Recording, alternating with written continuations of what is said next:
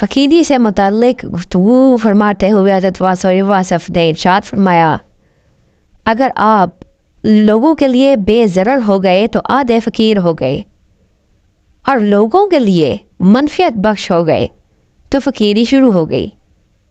جاتے جاتے کسی کو فائدہ پہنچا دیا کہ بھائی ایک بات سن جاؤ، اور پھر پیار کی بات سنا دی۔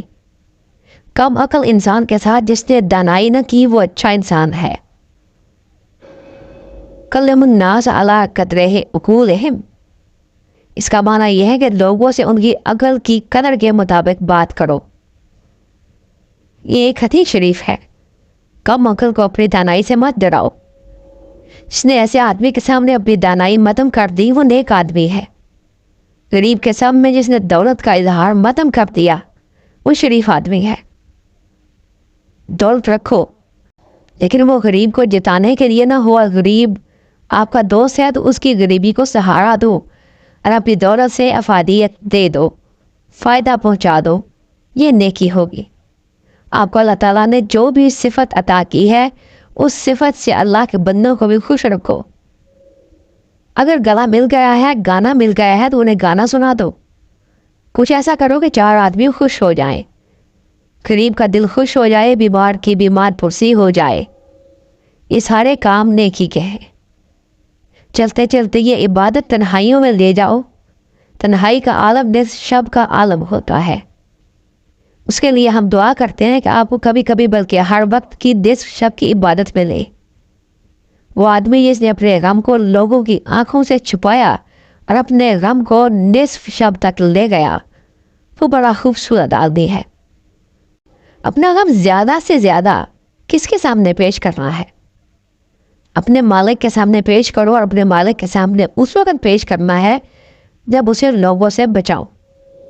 لوگوں کے سامنے غم بیان کرنے والا غم سے بچ نہیں سکتا۔ ایسا آدمی غم کی فیورٹ خوراک ہے۔ کون سا آدمی؟ جو لوگوں کے سامنے غم بیان کرتا جائے۔ کوئی پوچھے گا کہ سناؤ آج کون سی مصیبت ہے، تو وہ کہتا ہے وہی کل والی مصیبت ہے۔ پھر کہتا ہے آج ایک اور مصیبت آ گئی۔ ایسے لوگ ہمیشہ ہی غم بیان کرتے رہتے ہیں۔ اچھا انسان وہ ہے جس نے اپنا غم اپنی نگاہ سے چھپا لیا، اپنے دوستوں کی نگاہ سے چھپا لیا، اور لوگوں کی نگاہ سے چھپا لیا۔ لہذا اپنا غم بالغ کے روبرو لے جانے والا بہت اچھا انسان ہے، اور بالغ کے سامنے بیان نہ کرنے والا فقیر ہے۔ وہ کہتا ہے کہ بھیجا اس نے، اور اسے کیا بتانا کہ یہ غم ہے۔ غم کو چھپانا اپنے ساتھ احسان کرنا ہے۔ یہ بڑی خاص بات ہے۔ یاد رکھنا کہ غم جو ہے یہ عطا کا پیغام ہو سکتا ہے۔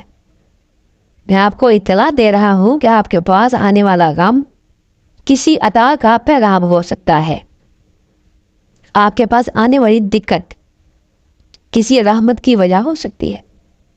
آپ کے پاس آنے والی تشنگی جو ہے وہ کسی بہت خوبصورت واقعہ کی ابتدا ہو سکتی ہے۔